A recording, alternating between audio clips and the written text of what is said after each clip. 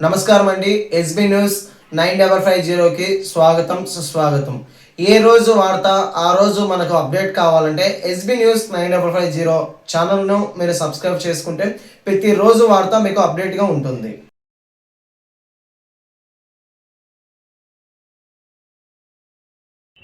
అందరికీ నమస్కారం.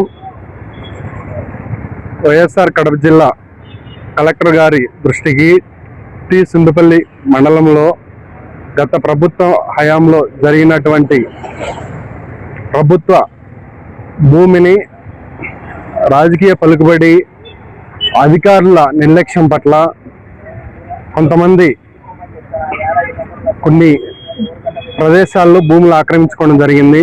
దాని మీద గౌరవ కలెక్టర్ గారికి టీజీఆర్ఎస్లో పిటిషన్ ఇవ్వడం జరిగింది. అదొకటి. అదేవిధంగా టీ సుండుపల్లి మండలంలో ప్రస్తుతం మామిడికాయ మండి వ్యాపారస్తులు రెచ్చిపోతున్నారు. ఇదేంటంటే వేలాది మంది రైతులు వాళ్ళు ఎన్నో కష్టాలు పడి ఆ పంటను చేతికి తీసుకొని ఆ పంటను అంతా కోసుకొని మండీల దగ్గరికి వ్యాపారస్తుల దగ్గరికి తీసుకెళ్తే వాళ్ళకు నచ్చినట్టు తూకాలు వేయడము, వెయిట్ వేయడము, అదేవిధంగా వాళ్ళకు ఇష్టం వచ్చిన రేట్ వేయడము. మేము ఇచ్చేది ఇంతే, మేము వేసేది ఇంతే, మేము ఇష్టం ఉంటే ఇవ్వు లేకుంటే పో అన్నిట్లో కొద్దిగా ఓవర్గా బిహేవ్ చేస్తున్నారు. దాని మీద కూడా కలెక్టర్ గారి దృష్టికి తీసుకురావడం జరిగింది. వీటన్నిటి మీద జిల్లా అధికారులు బాగా స్పందించారు. కూటమి ప్రభుత్వంలో ప్రజలందరికీ న్యాయం జరగాలి. అదేవిధంగా కూటమి ప్రభుత్వంలో ఎటువంటి సమస్యలున్నా ప్రజలందరికీ ఒక భరోసాగా ఉండాలనే ఉద్దేశంతో ఏ ఒక్క సమస్య ఉన్నా కూడా ప్రజలందరూ మీరు ధైర్యంగా మీకు లోకల్గా కావచ్చు, లోకల్గా జరగకపోయినా జిల్లా స్థాయి అధికారుల దృష్టికి తీసుకురండి.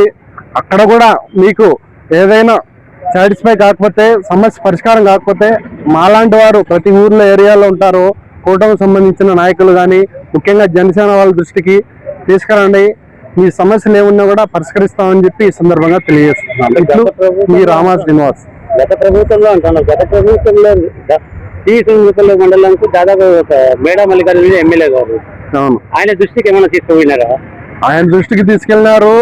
ఆయన సంబంధించిన కుటుంబీకులు ఆయన సారథ్యంలోనే చాలా జరిగినాయి గత ప్రభుత్వ హయాంలో.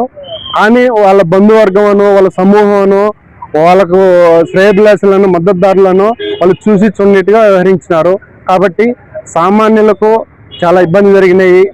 కాబట్టి మేము మా వంతు ప్రయత్నంగా ఏదైతే అక్రమానికి గురైనాయో వాటిని తిరిగి ప్రభుత్వం స్వాధీనం చేసుకోవాలి, పేద ప్రజలకు పంచిపెట్టాలనే ఉద్దేశంతో మేము మా ప్రయత్నం మేము చేస్తున్నాం. ఖచ్చితంగా జరుగుతుంది. ఎవరికైతే న్యాయం జరగలేదో వారు మాలాంటి వాళ్ళ దృష్టికి తీసుకొస్తే ఖచ్చితంగా న్యాయం జరిగే విధంగా మా వంతు పోరాటం చేస్తాం. ఖచ్చితంగా న్యాయం జరిగే విధంగా మా యొక్క సంకల్పం ఉంటుంది.